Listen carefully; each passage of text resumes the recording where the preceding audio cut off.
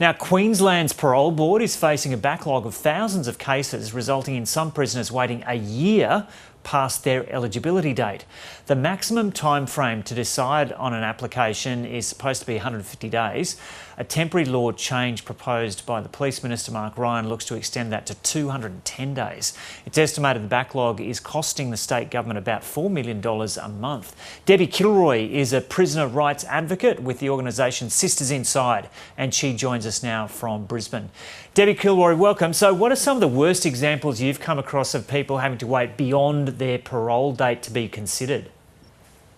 Yes, good morning, Joe. The worst example that we have on foot at the moment is a woman is past her parole eligibility date by 330 days. Wow. So nearly a year, which is absolutely appalling. And she just hasn't been, the application just hasn't even been assessed yet? Yeah, the decisions get put on the back burner. It could be about asking for more information or just waiting for a decision to be made.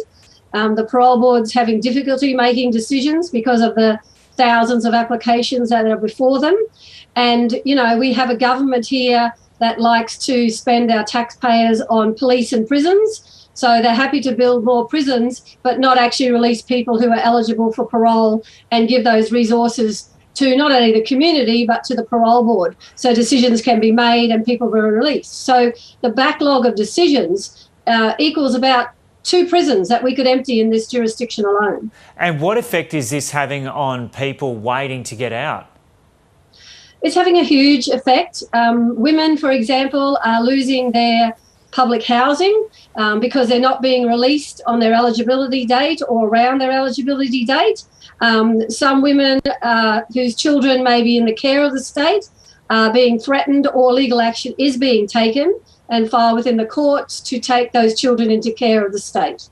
So huge impacts on women, and they're very stressed and traumatised by this because they can't get the decision made within the parole board. And so what would you like to see the government do, considering its own rules seem to indicate that it should be getting this done way sooner? Yes, well, you know, we have a government that wants to spend, as I said, money on police and prisons, but not actually on other areas that actually allow people to finalise their sentence as they have been penalised by a court and released on eligibility date. So we need to resource not only the parole board, but we actually need to resource accommodation, address poverty, mental illness, drug and alcohol addictions at the front end and the back end. We can't have it where people are sentenced to a term of imprisonment and not released on their eligibility date, as the Court of Appeal has said over and over again in decisions that parole is about community safety, and to be on parole for a longer period of time ensures community safety. So we have a government that doesn't actually want to fund community safety, but wants to keep more and more people in prison. And the Minister, Mark Ryan, has said, and Corrective Services, that it's not a right or an entitlement to have parole, but it is part of our sentencing regime here, and that's parole. So if the government aren't willing to fund parole for people, then it's time to abolish parole, let courts sentence people in that context. Then we could actually have the millions of dollars that are provided not only to the parole board, but community corrections like parole officers within corrective services, and then address the social issues that the government has been eviscerating for decades. So is there any kind of legal action that can be taken over this? Well, on a case-by-case basis, we have been, as well as Prisoners Legal Service and individuals themselves, have been lodging judicial reviews about decisions not being made within that time frame. So we have worked very closely with the parole board over the last number of years. We have over 100 women that we have authorities to act, so we meet with the parole board to discuss their applications and decisions to be made and advocate for them there. But when that's not happening, and now that we're seeing the number of days, for example, the 330 days, and that's just not a one-off. We have women that are hundreds of days past their eligibility date. We're filing judicial reviews, assisting the women to file judicial reviews in the Supreme Court. And is this inevitably costing the state government more money anyway because they've got to fund these places in jail? Absolutely. It costs, tens of thousands of dollars to keep someone in a prison, where if we provided that money to people in the community so that they could get affordable, safe accommodation, and are stabilised and supported, have their children returned into their care. I'm talking about mothers who are primary caregivers, and support to undertake their daily roles in the community to comply with parole, reporting, etc.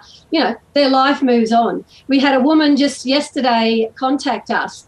It's the first time in 11 years that she's been in and out of the system, and that she is no longer on parole, and it's because she said of the support that Sisters Inside has provided to her, and she will never be criminalised and imprisoned again. So it takes a long time for people to address the social issues that they're left in, whether that's racism, poverty, mental illness, drug and alcohol, being a sole parent, being homeless, all those areas that the government is only providing resources to police and prison, not addressing the social issues. And the time has to do a reverse, that we need to address those social issues and stop relying on police and prisons as a default response for those social issues. And Debbie Kilroy, just on another subject, as I recall, you unfortunately caught COVID, and it was quite early in the outbreak. I think you were one of the first people that I recall of knowing publicly had actually got the virus, and it really knocked you around. How are you holding up now?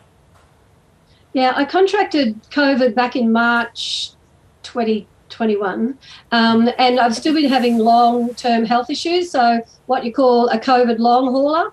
I'm one of those, so I've been to basically every specialist you could imagine to address health issues. The last specialist has been a respiratory specialist. At different days my chest is quite tight, breathless, lack of energy, so it's ongoing.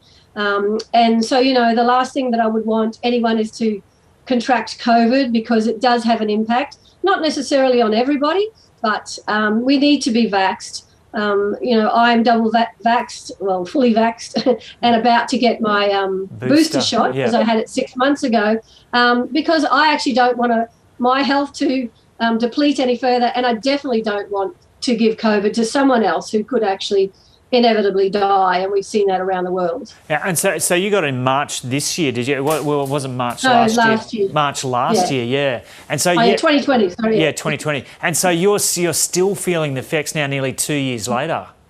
Yes. Jeez. It's ongoing health issues, and I'm like in groups with long haulers, and some people have contracted it again, because even though you're vaxxed, you can still contract COVID again and are dying or ending up on, in intensive care in hospitals. So, you know, some of us that have had COVID become quite fragile with our health. So it's an ongoing process for me and my health. So I just take one day at a time and look after myself the best that I can, to ensure that I'm healthy and that other people around me are so too. And taking into account what you've been through, what's your message to people out there who are still saying that they're not going to get the vaccine?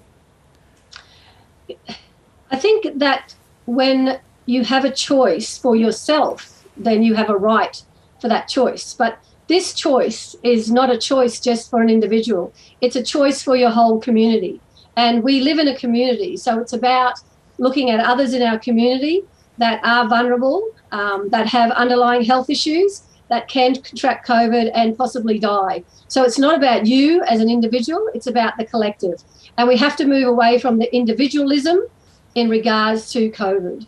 Yeah. And what's your assessment, because you've got extensive contacts in the Indigenous community throughout Queensland, what are you hearing about vaccine hesitancy in some of those Indigenous communities, more remote Indigenous communities?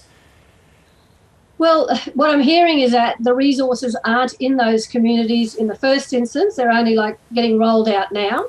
So we need to take the lead from NACCHO, which is the National Aboriginal Community Health Organisation, and ensure that those Aboriginal controlled health organisations have the resources to go into the Aboriginal communities and speak to elders and others in the community and work from that position from the ground up. It's not going to happen from a top-down process. It must come from the community and Aboriginal controlled health organisations, and they must be resourced enough, and if not more, to actually roll that out in Aboriginal communities. Okay, Debbie Kilroy, thanks so much for talking to us from Brisbane. Thank you.